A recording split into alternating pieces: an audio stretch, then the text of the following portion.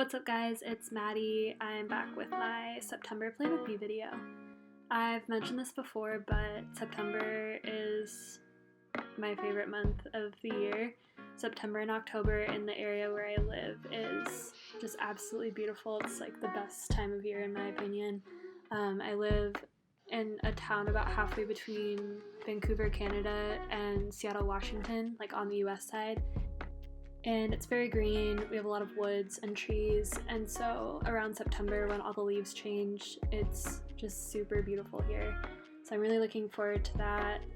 A couple days ago I put up a poll to ask you guys what I should talk about in this video because I don't really have any like big life updates or anything.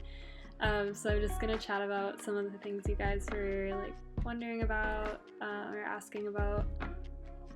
My favorite question that someone asked was, what is on your fall bucket list? Which I thought was such a cute idea that I actually went and like made a little list of things I want to do. Probably at the top of my list is to reread Harry Potter. I'm doing it with a couple friends that I have met through Instagram, and I've been looking forward to this like since last year. I've wanted to do a Harry Potter reread like through the fall. So we're pretty much doing like 2 books a month for the first 4 books and 1 book a month for the last 3 books. I also want to try a couple like recipe things, so I don't know why this has been on my mind since like the spring, but I want to try making coffee cake. I love the one that they have at Starbucks, and I thought it would be a fun thing to try to recreate at home. I have a go-to chocolate chip cookie recipe, and if I'm like sad or stressed out, I love baking, and so I thought it would be fun to add another recipe to my repertoire of things to bake when I'm sad. And then I would also love to try making butterbeer. Obviously that's inspired by my Harry Potter reread, but I've seen a couple recipes floating around on Pinterest and I thought it would be something fun to try at home. Someone asked, are you in college, or like what do you do for a living? I graduated from college in 2016 and I now work as a project manager for a translation company. I am on a finance and estimation team and I actually get to work remotely. So basically I did my training down at the main office and then they sent me home with a company computer that I got to set up at my house, and now I work from home unless I am in Portland for training. Someone asked, have you seriously read 65 books this year? And then someone else asked, how do you have so much time to read? I've talked about this before, but one of the reasons I'm able to get through so many books is because I listen to audiobooks. I can listen to audiobooks while I'm working. Unless I'm doing something that involves like counting. I also listen to them when I'm driving, walking my dog, doing chores, etc. So I can kind of have one going around the clock, and that allows me to get through books pretty quickly. Another thing that I just know about myself is that I can get super sucked into just scrolling through Instagram or Reddit.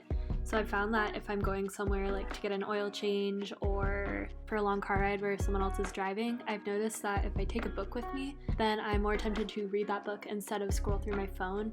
Someone asked about coming up with themes. So I don't really use themes, and I actually really admire people who do use themes because I just can't seem to stick to one topic or color scheme for an entire month.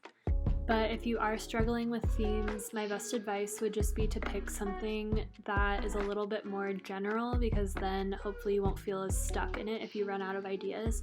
Back in March, I think March is the only time I've ever done a theme, but I did like a space theme, and space was so general for me that I was able to finish it out probably because I could use whatever stationery and add stars to it and call it a space theme. Someone asked, what do you listen to while you're working? I assume they mean journaling, and I also assume they are asking for music recommendations.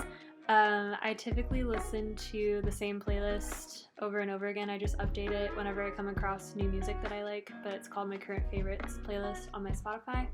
And then if I'm not in the mood for that playlist, I really like the pre-made Spotify playlists. I like the piano one, I like the mood ones, I like the brain food one.